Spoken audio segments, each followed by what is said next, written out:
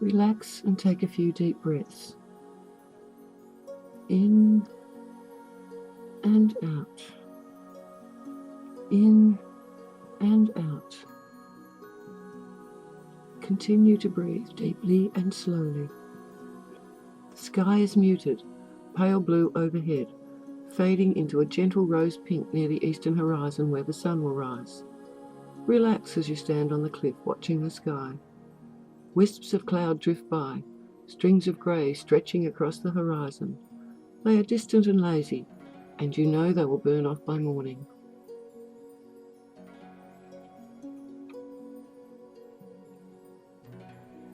The air currents are still as you breathe deep in the chill yet soon to warm morning, and your breath steams out, hovering in front of you, for just a moment before it's gone. Now step to the edge of the cliff and stretch your hands out to the sky. In a voice that echoes across the valley, call out, "Eurus, wind of the east, dazzling and bright, aid me in my magical journey." As the last echo fades away, you see a huge bird winging towards you. It is a giant red-tailed hawk, and it soars into land on the cliff next to you. "Climb aboard my back. I will take you to Eurus," she says, and you straddle her behind her wings and hold on to the lavender straps that will give you balance. She crouches, then takes to the air. Your weight seems to present no problems, and you find yourself flying far overhead the cliff and the valley below.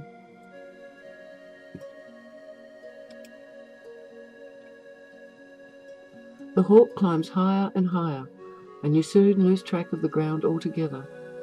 After a while, the hawk heads for a cloud formation, soft strings drifting across the sky, which is the colour of a robin's egg. Finally, she lands on the edge of one. "Here is where you get off," she says. "Don't worry, the clouds will hold your weight." You climb off the hawk's back and find the clouds soft but substantial beneath your feet. The hawk flies away, and in another moment she's a small speck in the sky. You hear laughter in the distance, growing closer. A being of air sweeps up. The cool, crisp breezes of morning accompany him, and he laughs again, and each breath washes you clean of cobwebs and stagnation.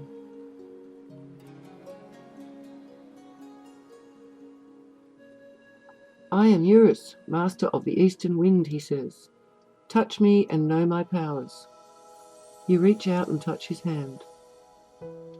As your fingers enter the wind stream around Eurus, you find your mind growing alert, aware. You feel clear-headed and your thoughts come rapidly and coherently. Everything seems brighter, smells cleaner, and now you see the breeze rush through your aura, cleaning away the stagnant energy that has accumulated there. You feel a rush of exhilaration.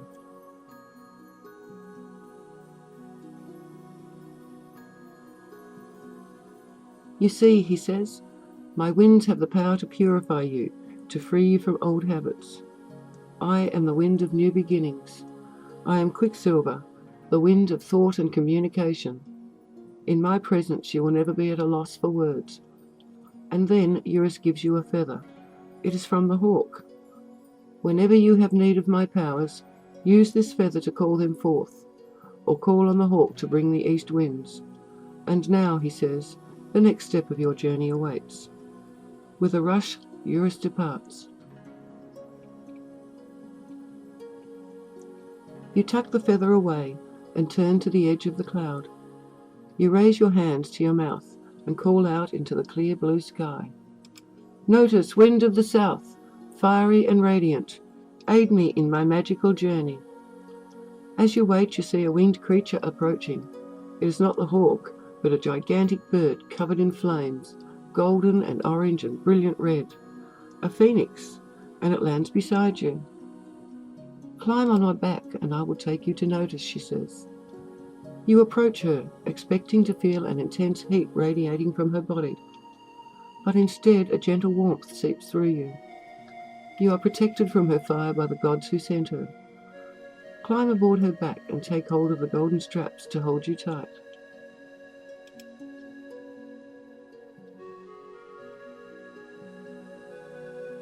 She takes flight and you soar through the air, rising toward another cloud. This cloud is huge, white, puffed cotton gone wild. The phoenix lands carefully on the edge and allows you to dismount. Then she flies off again, a brilliant fireball in the sky. You stand but a moment when you hear laughter like thunder, a huge bellowing chuckle. The being that approaches comes in a hot, cackling wind, and you feel the hairs on your arm rise, caught in static electricity. "Welcome to the home of Notice," he says, and his voice echoes across the plain. "Feel my power and understand my radiance." You reach out to touch the energy of the master of the south wind. As your fingers meet his, the wind sweeps down around you and crackles electricity at its strongest. You feel your mind fill with passion, the passion to act and to create. Stories, poems, pictures, they are all grounded here. You feel the words swirling around you. They are just waiting for you to call them in. Your body shivers. This wind is sensuous and plays gently, caressing and teasing you, like hundreds of fingers tracing out patterns on your skin.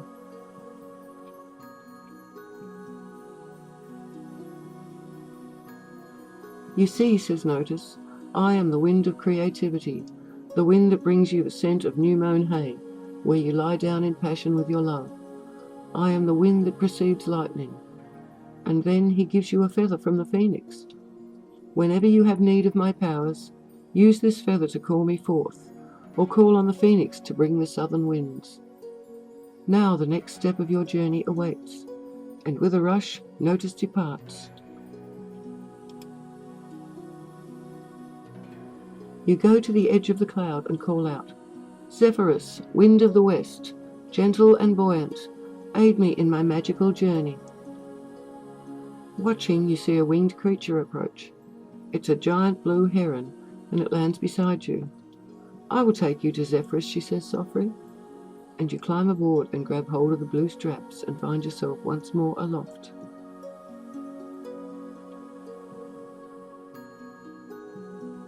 The heron brings you to a cloud that is darker than the others.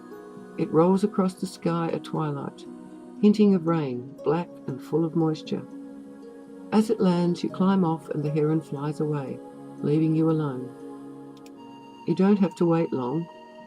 Soon another wind spirit rumbles up to meet you. His face is somewhat mournful. He does not laugh, but remains melancholy. Yet you feel that he is at peace with the world and himself. "I am Zephyrus," he says, "master of the west winds. I bid you feel of my powers and stay as long as you need." You reach out and are swept into the storm. The rain pounds around you. This wind is full of moisture and blows cool against your skin. It whispers of peace in thought and action, of turning inward to look at yourself. It blows through your life and cleanses you of old wounds. It brings the rains of autumn to clear the air and make way for the frost. "Behold," he says, "I am Zephyrus, and I bring you the joys and sadness of the heart.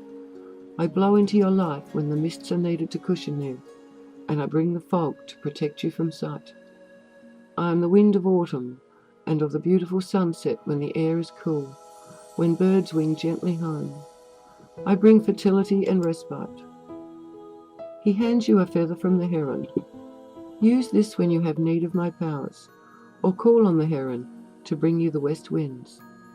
Now the next step of your journey awaits you. He drifts off, leaving you alone. Once again you stand on the edge of the cloud and raise your hands to your mouth again. "Boreas, wind of the north, rushing and mighty, aid me in my magical journey." And then, as your call goes ringing out, you see a bird gliding towards you. It's a giant eagle, and she lands and waits for you to climb on her back. The straps you take hold of are black. She rises silently, and you know she is taking you to the realm of Boreas, master of the north wind. The sky is grey, sparkling with frost, and you land silently, muffled, and the eagle rises and leaves you with no words. A bitter chill sweeps down, and you hear the wind whirl up around you, swirling with snowflakes. and Boreas, master of the north winds, stands gravely before you. I am Boreas, and I bring with me sleep, the winds that clear the trees of their leaves, the wind that cries out, destroying old patterns and habits that lie in my path. I clear depression and anxiety and envy from your heart, leaving a void to be filled by the east wind. Know that without me there would be no beginning, for there must be an end to all things before new life can take hold. I guard the road of the dead, and ghosts live in my cry, and old memories, leave them to me. Free yourself of your chains. I will sweep them up.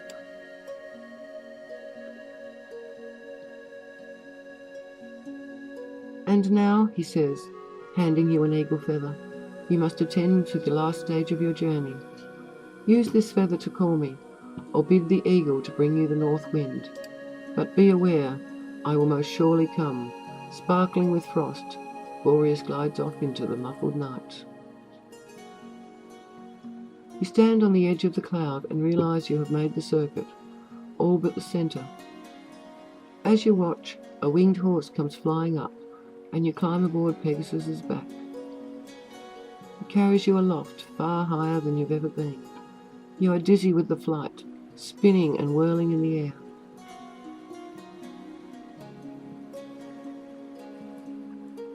You find yourself on the edge of a rainbow, and Pegasus bids you to dismount.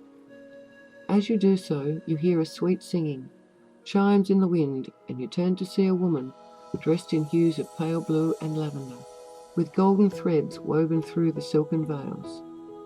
She wears a necklace of diamonds, and her hair is pulled back in a tight chignon, covered with a net of spider's web to keep it neat. Welcome, she says, and her voice is the echo of spring, the call of early morning. Welcome to the realm of the Queen of Air. She invites you to sit on the rainbow bridge and sits beside you, a bouquet of white daisies in her hand. You have journeyed far to learn of my element, and so I will tell you of the nature of air, the element of the east. Know this, that without air there is no life. Without my breath you cease to exist. Without me, this world would be but a lifeless orb floating in space. I am essential, as are all the elements for survival. I am mist and fog, vapors trailing the wind. I am the wind, and the breeze, the still current of air on a hot summer's night. Without me, fire would not exist, and earth would bear no life, and the water could support no fish. And then the Queen of Air looks at you and says, "What would you ask of me? What do you need from me?" Think carefully, then listen for her reply.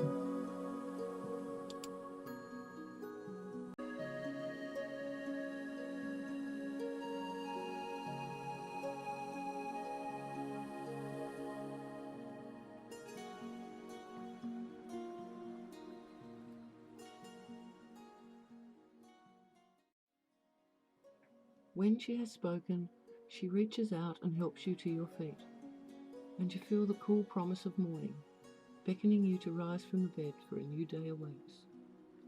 Slide down the rainbow, she says. It will take you home. And then she is gone. You look at the rainbow. It is steep but very wide, and when you sit down on it you find there is no way to fall off. You push off with your hands and find yourself speeding down the arc, watching the sky curve as you descend.